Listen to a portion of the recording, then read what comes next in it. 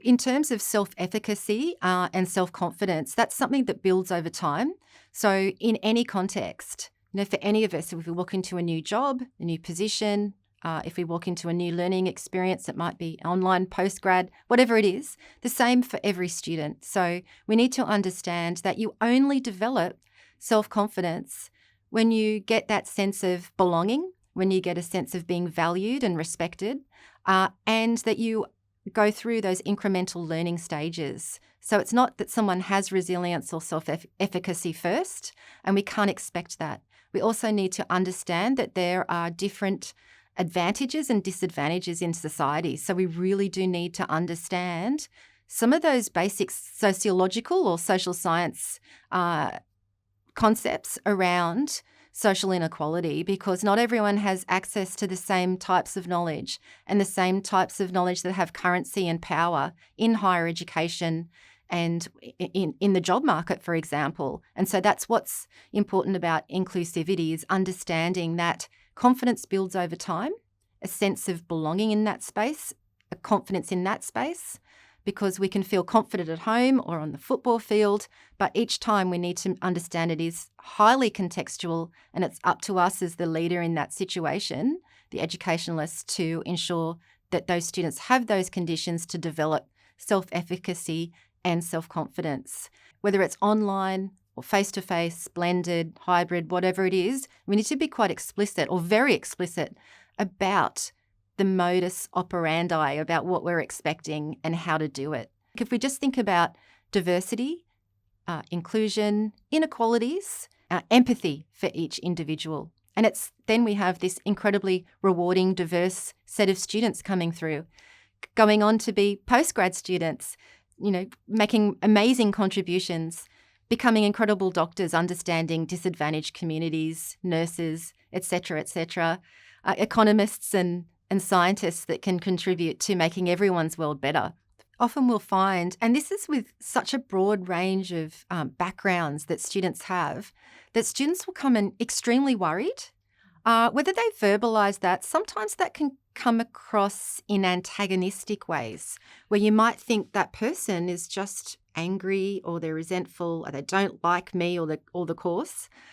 Actually, they're deeply concerned about how they're going, and they're being defensive. If we understand and have empathy for our students and really want to make a difference through education for every person, it's understanding what's going on for that person. So even if it's just we don't have the opportunity or we don't feel it's right to talk to the student, it's actually about thinking through this, talking with colleagues, debriefing, professional development, a whole range of different things. We deserve that. We're an incredibly important profession. And, I really think that that's something that's so incredibly important.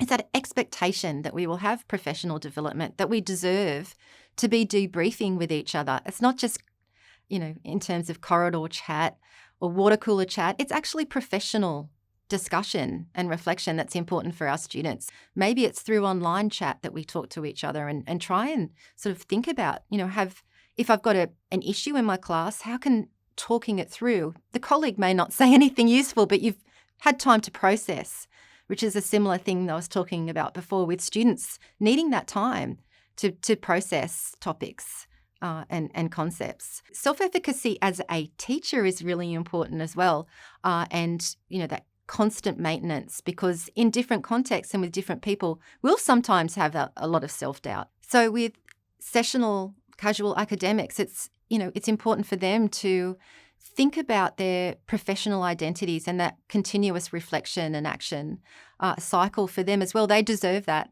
And so if you don't have access to in-person because of where you're living or the resources and so on to this, you could think about different ways to establish this. Perhaps it's having a peer or identifying someone that you think you could have coffee with, as we do often when we're students. So I think that's just another one of those, important ways, a sort of Freirean approach to, bringing in the theory again, to thinking about this. Student-teacher, teacher-student, not trying to occupy one position at the exclusion of the other. We're always lifelong learners, That's what we're telling our students in higher education. We need to be those as well.